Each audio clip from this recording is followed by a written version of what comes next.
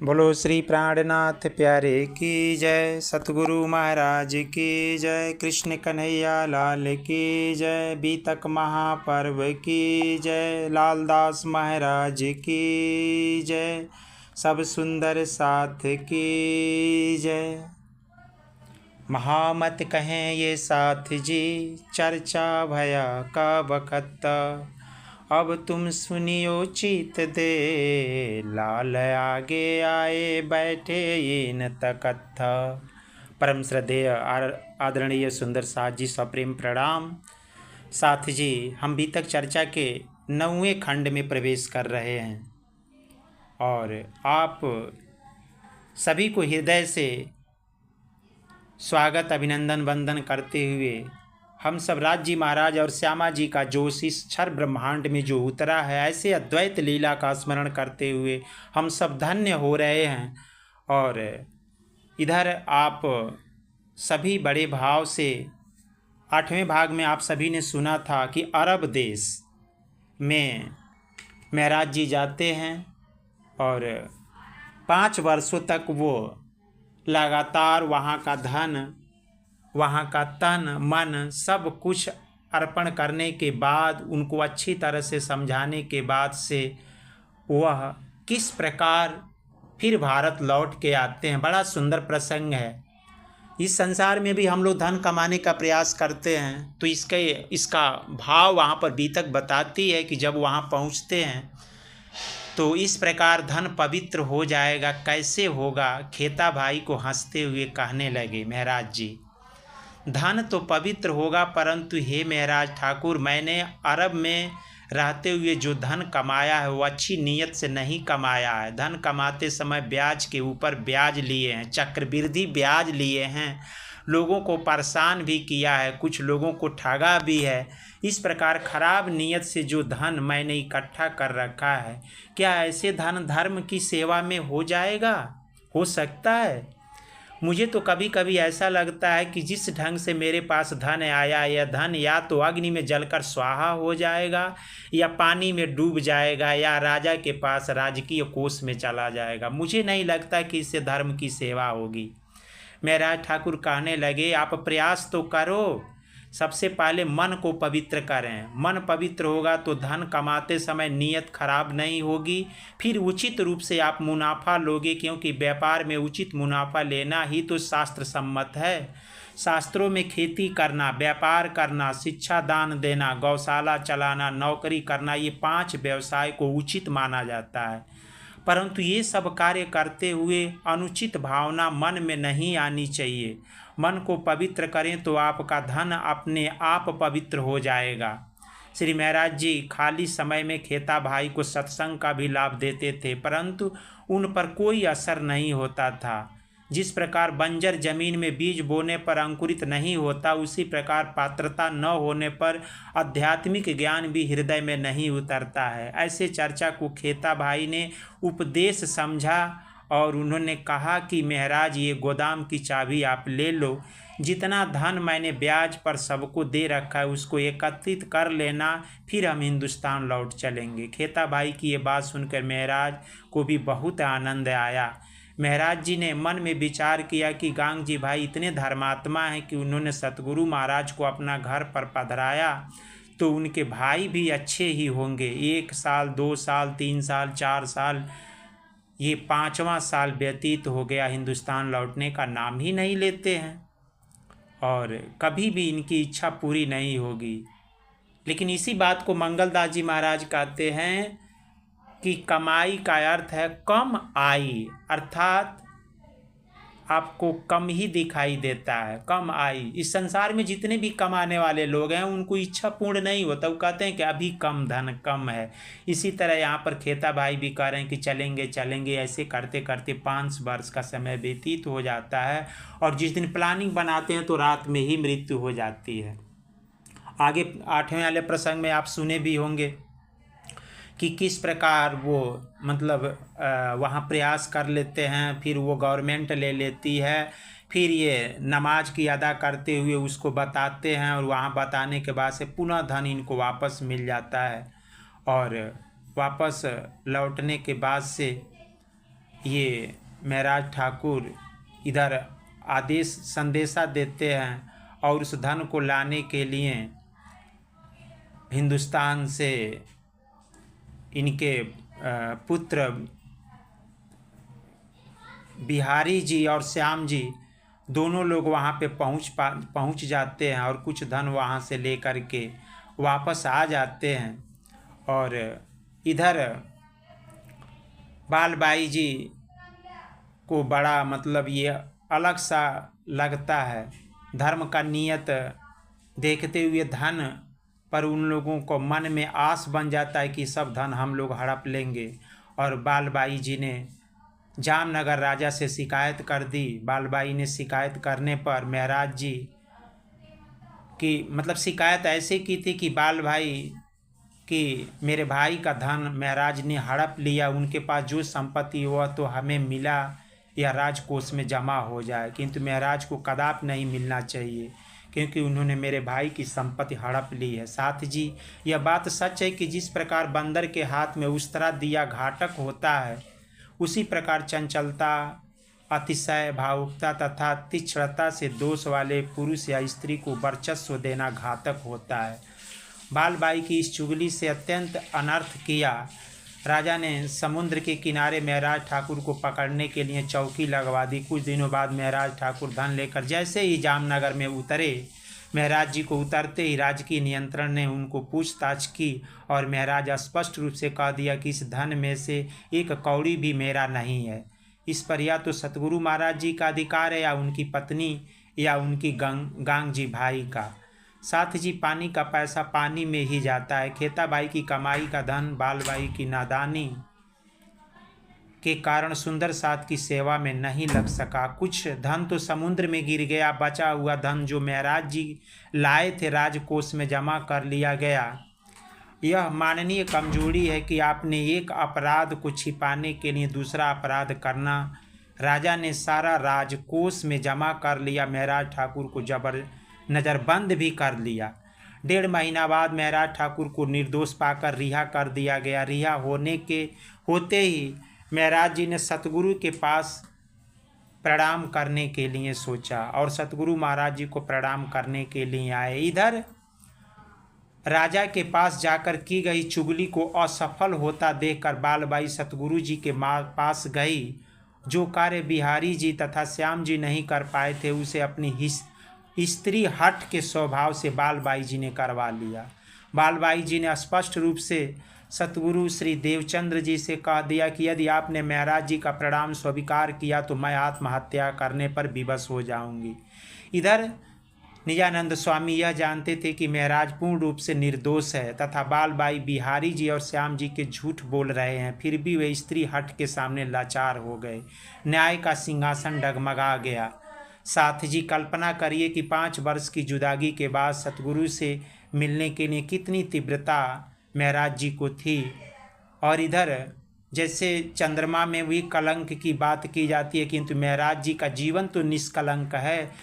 क्या अर्थ है? व्यक्तिगत संबंधों का इतना महत्व है कि गुरु शिष्य के सर्वोच्च आध्यात्मिक संबंध को भी नगण्य कर दिया जाता है। उधर बालबाई ने स्त्री हट पकड़ लिया कि मेरे भाई का धन हड़प करने वालों का प्रणाम सतगुरु जी स्वीकार नहीं करना है। इधर साथ जी महराज जी 1.5 घंटे बैठे हुए हैं और महराज जी का प्रणाम सतगुरु जी स्वीकार नहीं किए, तो मैं उनके आदेश पर यह 5 वर्षों तक अरब गया था, रेगिस्तान में सेवा किया था और वो अपने हृदय से पीड़ा मैं किससे कहूँ। माया और सतगुरु के बीच में एक दरार बना दिया। अचानक मन में एक प्रेम सी भाव टीस भरा प्रकट हुआ और सतगुरु महाराज मैं यह निश्चय करता हूँ कि जिस प्रकार आपने माया के 9 गुणों के वशीभूत होकर मेरा प्रणाम स्वीकार नहीं किया, तो मैं भी जब तक सतगुरु जी को 9 बार नहीं बुलाएंगे तब तक मैं भी दर्शन करने नहीं आऊँगा। साथ जी प्रणाम 9 स्वीकार के क्या क्या कारण हो सकते हैं, आइए इस विषय पर हम चर्चा करेंगे। एक तो कारण हो सकता है कि महराज को बतलाना चाहते हूँ कि मैं थोड़े दिनों के अंदर मैं पर्दा कर लूँगा और मैं अंदर हो जाऊंगा, अर्थात मेरा धाम गमन हो जाएगा। तो मेरे बिना जीने का अभ्यास अभी से प्रारंभ कर लो कि सतगुरु के बिना कैसे जीवन जिया जाता है। दूसरा कारण उनके पुत्र बिहारी जी द्वारा झूठ बोले जाना, जिसके कारण महाराज जी को इतना कष्ट उठाना पड़ा कि उनके पुत्र के इस कार्य ने सतगुरु जी को महाराज जी के आगे मुंह दिखाने लायक नहीं रखा, इसलिए मुख के आगे पर्दा कर लिया। तीसरा कारण, रास जब महारास हुआ था तो कृष्ण जी ने अंतर्ध्यान लीला किया था, तब राधा जी को बड़ा दुख हुआ था, तो राधा जी बहुत रोई थीं। जब कृष्ण जी प्रकट हुए तो राधा जी ने कहा कि आपके अंतर्ध्यान होने पर मुझे बड़ा दुख हुआ। तो कृष्ण जी ने पूछा कितना बड़ा दुख हुआ, तो राधा जी ने कहा हम बतला तो नहीं सकती, पर एक दिन आपको इसका अनुभव अवश्य कराऊंगी। प्यारे सुंदर साथ जी, इस समय सतगुरु जी श्यामा जी महाराज की शक्ति, श्यामा महारानी की शक्ति उन पर है और महाराज जी के ऊपर राज जी का शक्ति काम कर रही है, और शरीर के माध्यम से बिछुओं के दुख का अनुभव राज जी को होना ये कारण भी हो सकता है। साथ जी प्राणनाथ जी 2 वर्षों तक घर पर रहे। 2 वर्षों घर रहने पर सतगुरु से अलग रहना कोई साधारण कार्य नहीं है। 13 वर्ष तक आध्यात्मिक तप करने वाला, गुरु के साथ काया और छाया की तरह रहने वाला, गुरु से दूर व झूठे लांछन अपने सिर पर लिए, समझ में नहीं आ रहा था कि इस दुख की घड़ी को मैं किससे शेयर करूं। दुख के बिछड़ने का बिरह अपने मुख पर लिए वह किसी से भी बातें नहीं कर रहे हैं। कल्पना कीजिए कि उधर घर में बड़े भाई श्यामल जी के यह थोड़ा सा कुछ कहने पर मारने के लिए दौड़ गए थे, और आज अपना गुजारा श्यामल जी की कमाई पर वह कर रहे हैं। उन्हीं के घर बैठे हुए भोजन कर रहे हैं और मन में बड़ा दुख लिए हुए यह भाव सोच रहे हैं कि अब मुझे कुछ न कुछ इस संसार में करना चाहिए, क्योंकि ताना सहने से अच्छा है कि मुझे जीवन में कुछ करना चाहिए। और ऐसे करते हुए वह कला एक रोज वह विरह में देखते हुए वहाँ पर महाराज जी कला जी के पास गए। कला जी वहाँ के नौकरी करने के लिए इनको 2 वर्ष रहने के लिए अहमदाबाद में रह गए थे। वहाँ से लौटकर फिर कला जी के पास आ गए और उनसे कहा कि हे कला जी, मुझे अब छुट्टी यहाँ से दिलवा दीजिए, क्योंकि अब मेरा मन वियोग में चला गया है, मेरा मन इस सांसारिक कार्यों में नहीं लग रहा है। इधर संवत 1712 चल रहा था। महाराज जी 37 वर्ष के हो गए। उन्हें लगा कि 40 वर्ष की उम्र में कुछ न कुछ मेरे साथ घटना घटेगी, क्योंकि सतगुरु जी के भी जीवन में 40 वर्ष होने पर ही तारतम मंत्र प्राप्त हुआ था। मैं एक बात और बता दूं प्यारे सुंदर साथ जी, इस संसार में हर व्यक्ति अगर 40 वर्ष की आयु में होता है तो उसके जीवन में कहीं न कहीं कोई घटना घटती है। आप देखे भी होंगे ये क्यों होता है। आप तारतम भी 108 बार पढ़िए, आप देखिए 40वें दिन कुछ न कुछ आपके जीवन में चमत्कार हो जाएगा। आप सुने भी होंगे इस संसार का कोई भी मंत्र, 33 कोटि देवी देवताओं वाला 7 करोड़ मंत्र, कोई भी मंत्र आप पूर्ण रूप से अनुष्ठान लेकर के 40 दिनों तक करते हैं तो 40वें दिन उसको पूर्ण सिद्धि प्राप्त होती है। और यहाँ पर सतगुरु जी को भी तारतम मंत्र या जीवन का जो उल्लेख उन्होंने किया तो 40वें वर्ष की आयु में उन्हें तारतम मंत्र प्राप्त हुआ। और यही भाव महाराज जी भी सोच रहे हैं कि मैं 40 वर्ष की आयु जब हमारी हो जाएगी तो मुझे भी कुछ न कुछ प्राप्त होगा। और वह समय आ गया, और इधर समय आने के बाद वह फिर से सतगुरु जी से मिलने जाते हैं और सतगुरु जी महाराज इनका प्रणाम उस दिन अंतःकरण से स्वीकार करते हैं। और इधर पहले भी ये संदेशा भेजवा देते हैं अपने लड़के से कि बिहारी से कि जाकर बुला कर लेके आओ, मुझे उसका दर्शन करना है, मैं धाम जाने वाला हूँ। उधर मेन धाम की दरवाज़ा बंद हो चुका है और वह विरह में तड़प रहे हैं कि मुझे केवल दुख दे दिया, मैं उनकी बातों को नहीं प्रणाम स्वीकार किया तो मैं धाम की रहने वाली, मुझे धाम नहीं हो पा रहा है।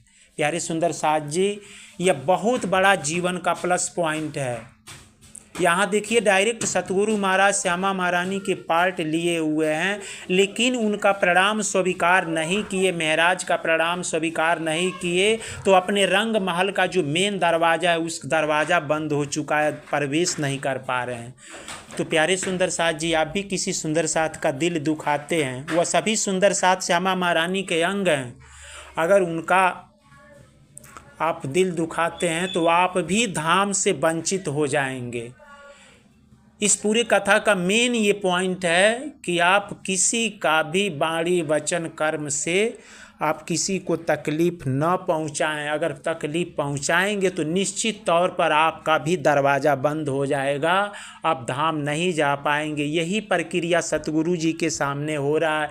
सतगुरु जी भी अब बार बार संदेशा दिलवा रहे हैं। इधर उनके बालक भी गए, लेकिन बालक जाकर के झूठ बोल देते हैं और वापस आ जाते हैं।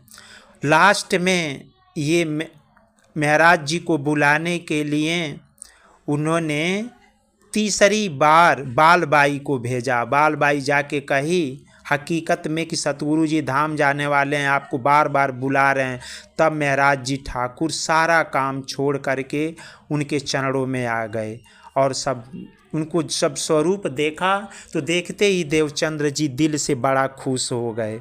और खुश होने के बाद से सोचे कि मेरे पुत्र और इनका दुश्मनी हमेशा के लिए मिट जाए। उन्होंने आदेश दिया कि एक थाली में भोजन परोस के लेके आओ, ये दोनों एक ही थाली में भोजन करेंगे। परंतु सुंदर साथ जी, यहाँ पर बिहारी जी को अलग भाव लग रहा है कि मैं सतगुरु का लड़का हूँ, मेरे अंदर ज़्यादा ज्ञान है, आने वाला भावी मैं ही सतगुरु बनूंगा, तो मैं इसके साथ जूठन भोजन कैसे कर सकता हूँ। मन में अलग तरह का कुप्रभाव है। और लेकिन इधर सतगुरु के आदेश पर, उनके आज्ञा पर दोनों एक साथ बैठ कर के भोजन करते हैं, लेकिन दिल से बिहारी जी भोजन नहीं करते और ये दिल से भोजन करते हैं महाराज जी। और जो ही महाराज जी दिल से भोजन करते हैं, भोजन करने के तत्पश्चात पूरा का पूरा इनको यहाँ से लेके परम धाम का टोटल ज्ञान, ये बीतक का टोटल ज्ञान उतर जाता है। 18,758 चौपाई का सारा सारांश उतर जाता है। यहाँ से लेके परम धाम का सब टोटल ज्ञान इनको प्रकट हो जाता है। और ये अहंकार भाव से, झूठा भाव सोच करके इन्होंने भोजन तो किया था लेकिन दिल से नहीं किया था, इसलिए इनको अंदर अहंकार आ जाता है और इनके अंदर, बिहारी जी के अंदर वो ज्ञान प्राप्त नहीं होता है। इस प्रकार ये दोनों 22 दिन तक साथ रहे। तत्पश्चात वह घड़ी संवत 1712 सुदी 14 के दिन वह सतगुरु जी का वह समय आ गया और सतगुरु जी संवत 1772 भादो मास उजाला पख चतुर्दशी बुधवार को हुए धनी अलग। और वह बुधवार का दिन हुआ और धनी जी अपना शरीर को त्याग करके और इस संसार से हमेशा के लिए वह प्राणनाथ जी के बाड़ी में प्रवेश कर गए। अपनी परात्म सत्ता उस अखंड परम धाम के श्यामा महारानी में लगा दिए। और लगाने के बाद से सभी सुंदर साथ जब इकट्ठा हुए तो उनका शरीर नहीं मिला, शरीर के जगह पर पुष्प मिला। प्यारे सुंदर साथ जी, आज भी इस संसार में अगर आप अपने आप को जीते जी अगर आप जगा लेते हैं तो आप जहाँ मर्जी तहाँ इस संसार में जा सकते हैं और आपकी बॉडी नहीं मिलेगी। इसी को कहा जाता है अध्यात्म। और अध्यात्म में जागने वाला व्यक्ति जीवात्मा कहलाता है। जीवात्मा और आत्मा, ये 3 पार्ट हैं। इस पूरे संसार में हम सभी के अंदर जीव है। जीव को ही एक्टिव करेंगे तो हम जीवात्मा का रूप धारण कर लेंगे। जीवात्मा का मतलब जीव को भी जाने, आत्मा को भी जाने, इसी को जागनी कहते हैं। और जब यह जागनी हो जाता है तो वह व्यक्ति जहाँ मर्जी तहाँ इस संसार में जा सकता है। इसी को जागनी क्षेत्र कहा जाता है। अब जाके ये जीवात्मा का पूरा पार्ट अब महाराज जी के अंदर आता है और महाराज जी के अंदर अब मुखबाणी अवतरण होता है और मुखबाणी के द्वारा ये जागने अभियान कल वाली कथा से आप सुनेंगे। प्यारे सुंदर साथ जी, कैसे अब शुरू हो रहा है। आगे वाली कथा कल से होगी। तो प्यारे सुंदर साथ जी, आप सभी मुझ पर कृपा बनाए रखें, अपने घर आंगन में इस कथा का अवलोकन करते रहें और बड़े भाव से सभी के सभी को मतलब ये बीतक की कथा सुनाते रहें और अपने आप को कृतार्थ करते रहें इन्हीं शब्दों के साथ। राधे राधे। जय श्री कृष्ण, जय श्री